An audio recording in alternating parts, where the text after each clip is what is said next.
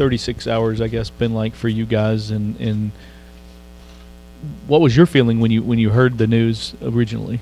I was shocked, but at the same time, like it was only a matter of time. Like it was a big like unknown cloud over everybody. Like we were having a bad season, and everybody, all the fans, seemed like they wanted it to happen, and it finally happened. So I mean, now we just got to move forward, and we can't dwell on it. What was the mood in the team meeting with Vince Tyra? I say it was a positive. We all had positive attitudes, and we support his decision. And I felt like he was kind of in there like a coach. Like I respect him, and I like him. Gigi, for you lose your position coach and your head coach, and now it's going to be the guy who's the head coach is going to be your position coach. What was that like? Did you get a chance to talk to LD at all? I know a couple of guys did as he was walking out. I did not get to talk to LD. I heard a few players saw him on his way out, but I did not. And yeah, so he doesn't have the same phone anymore, so it's not like I could talk to him anyway. So I did not get a chance. What do you think there is that people don't know about this team? You lose games and people assume things about players and teams. What would you tell people about this group of guys and how you're going about business, regardless of coach? I say that not every year you're gonna have the best team ever. Like we played well. My first few years here, we were always pretty good. And one year we were really good, but not every single year is gonna be your best year ever. But you got to be able to learn. You got to be able to take the wins with the losses and be able to learn from it all.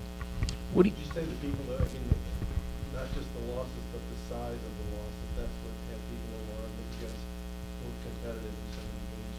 Why was that the case? I could not tell you, but we lost. We're 2-8. We can't go back. And like Coach Ward has been saying, we have a 2-game season now. Let's try to go 2-0. What was your reaction? What do you like about Coach Ward, and what gives you confidence moving forward that he's going to be able to right the ship here in these 2 weeks? I like Coach Ward because Coach Ward's on the defense side of the ball, so I always deal with Coach Ward. But I like him. He always has a positive attitude, like D said, and he'll get on you, he'll tear you down. But one thing about him, he'll always bring you back up afterwards. So that's the one thing I like about him. What was your reaction with when you heard some of the comments from Vince Tyra saying that he didn't think you guys' effort was there? What was your reaction to that? Anybody could turn the film on and see that not everybody's out there giving 100% effort, and I feel like that may come from losing. Of course, losing is contagious, but also effort is contagious. So if people see me and D giving maximum effort, then hopefully they're gonna feed off of us, and that's what we need to do these next 2 weeks. Gigi, being one of the veteran guys, what would your message to the fans be for the last 2 weeks? I would just say, still come out and support us. The fans, it seems like a lot of the fans wanted this to happen, and they got what they wanted, and now hopefully that they can still be on our side and come out and support us. Can you shed a little light on players' relationship with Coach Petrino? I mean, like, did he have an open door? Was he approachable? Just sort of that whole back and forth. I say Coach Petrino was approachable. I only can speak for myself. Coach Petrino liked me. I never had a problem with Coach P. I like Coach P. Me and him had a good relationship, so I only can speak for myself.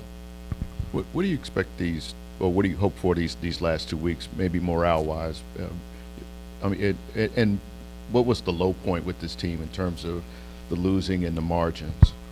Like y'all say, the margins. I never in my life have been beat like bad. I mean, I've been beat, but I've never it's always been competitive. So what I want to really do in these last 2 games is at least be competitive. We need to go out there and be competitive and try our hardest to get a win.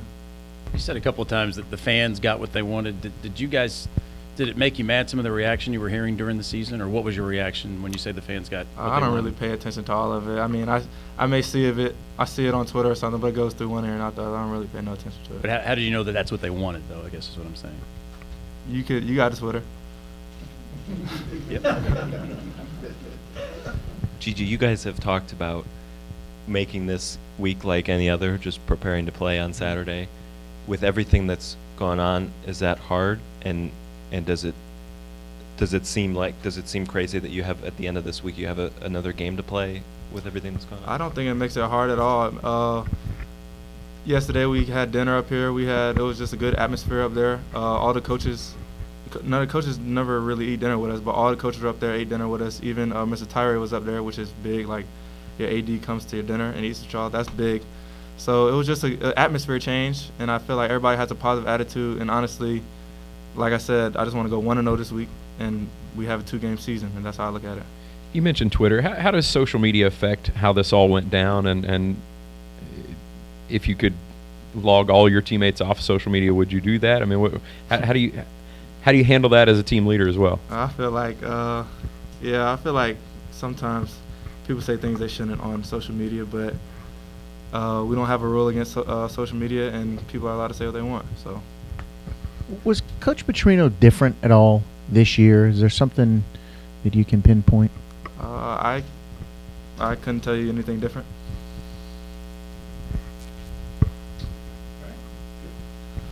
Thank you.